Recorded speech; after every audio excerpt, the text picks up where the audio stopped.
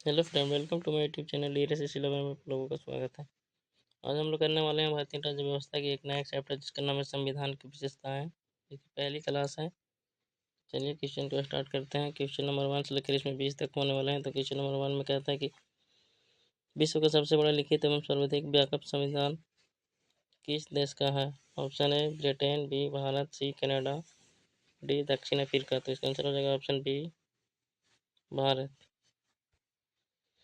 Next question number 2 कहता है कि भारतीय संविधान कैसा है? ऑप्शन ए कठोर, बी लचीला, सी नहीं कठोर नहीं लचीला, डी अंशतः कठोर और अंशतः लचीला। इसका आंसर हो जाएगा ऑप्शन डी अंशतः कठोर और अंशतः लचीला। अगला क्वेश्चन नंबर 3 कहता है कि भारत का संविधान किस प्रकार का? ऑप्शन ए नाम में, बी अनाम में, सी नाम में और अनाम में, डी इनमें से कोई नहीं। आंसर हो जाएगा ऑप्शन सी नाम में और अनाम में। अगला क्वेश्चन नंबर 4 में है कि भारत के संविधान में भारत को माना गया है। ऑप्शन ए एक अर्ध संघ, बी स्वतंत्र राज्यों का एक संघ, सी राज्यों का एक यूनियन, डी इनमें से कोई नहीं। आंसर हो जाएगा ऑप्शन सी राज्यों का एक यूनियन। अगला क्वेश्चन नंबर 5 कहता है कि भारत एक धर्मनिरपेक्ष देश है। इसका तात्पर्य है? ऑप्शन ए सभी नागरिक कानून के सामने समान है, बी उसका राज्य स्तर पर कोई धर्म नहीं है, सी सभी वयस्कों को चुनाव में मत देने का अधिकार है, डी सभी नागरिकों को भाषण देने की स्वतंत्रता है। तो इसका आंसर हो जाएगा ऑप्शन बी उसका राज्य स्तर पर कोई धर्म नहीं है। अगले क्वेश्चन नंबर 6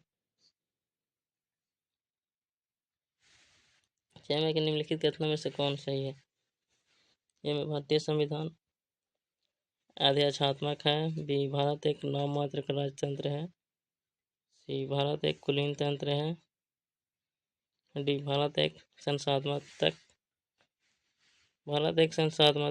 प्रजातंत्र है। तो इसका आंसर हो जाएगा ऑप्शन डी भारत एक संसाधनात्मक प्रजातंत्र है। अगले क्वेश्चन नंबर 7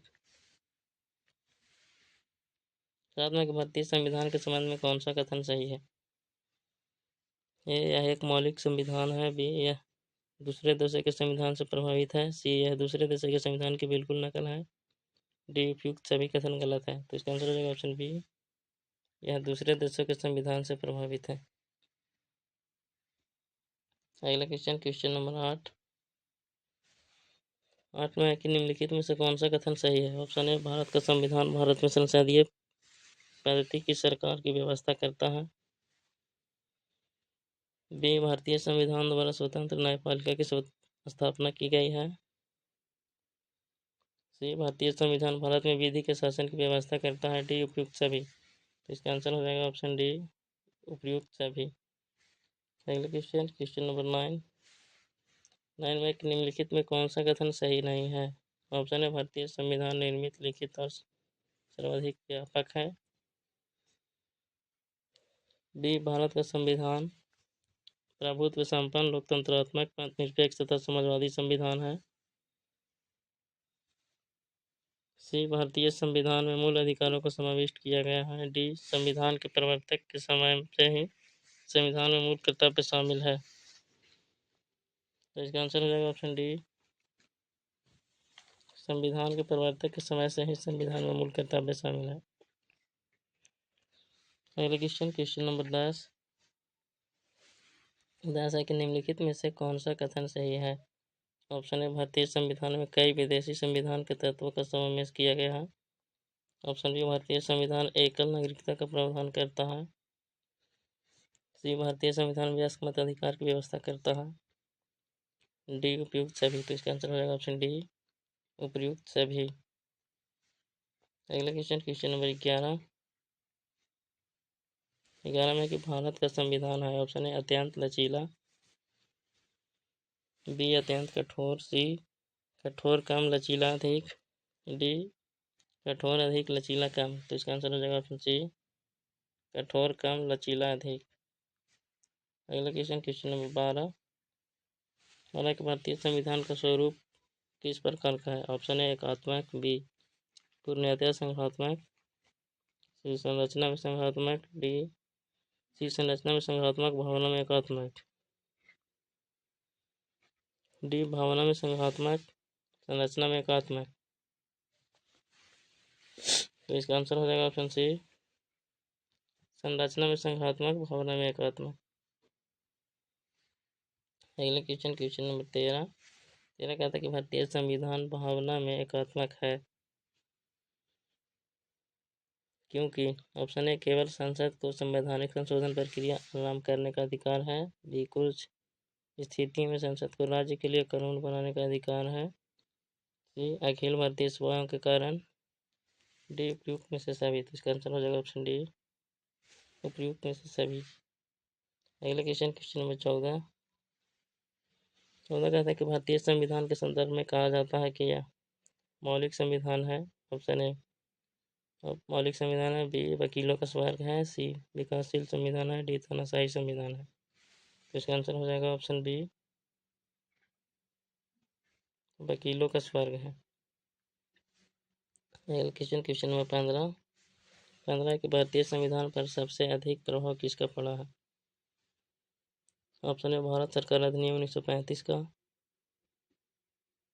बी, ब्रिटेन के संविधान का, सी, संयुक्त राज्य अमेरिका के संविधान का, डी, कनाडा के संविधान का। तो इसका आंसर हो जाएगा ऑप्शन ए, भारत सरकार अधिनियम 1935।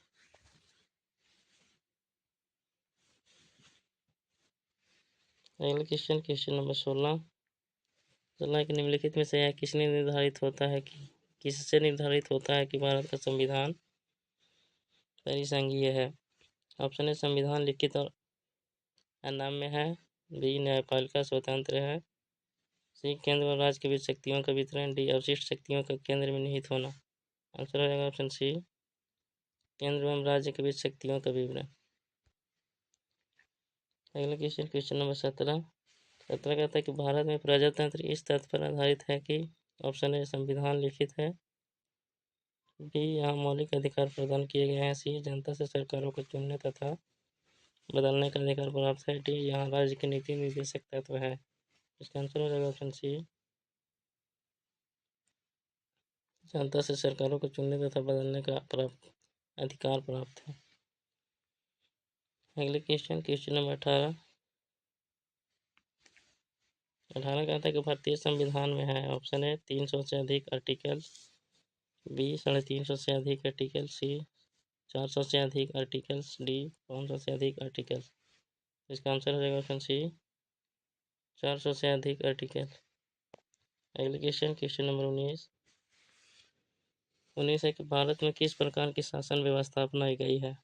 ऑप्शन ए, अमेरिकी आदर्शात्मक प्रणाली, बी, ब्रिटिश संसाधनात्मक प्रणाली, सी, फ्रांसीसी आदर्शात्मक प्रणाली, डी, सामूहिक मंत्रिमंडलात्मक प्रणाली। तो इसका आंसर हो जाएगा ऑप्शन बी, ब्रिटिश संसाधनात्मक प्रणाली। अगले क्वेश्चन इस सेशन का सबसे अंतिम क्वेश्चन नंबर 20 भारतीय राजनीतिक व्यवस्था में इनमें से कौन सर्वोच्च है। ऑप्शन ए, सर्वोच्च न्यायालय, बी, संविधान, सी, संसद, डी, धर्म। तो इसका आंसर हो जाएगा ऑप्शन बी, संविधान।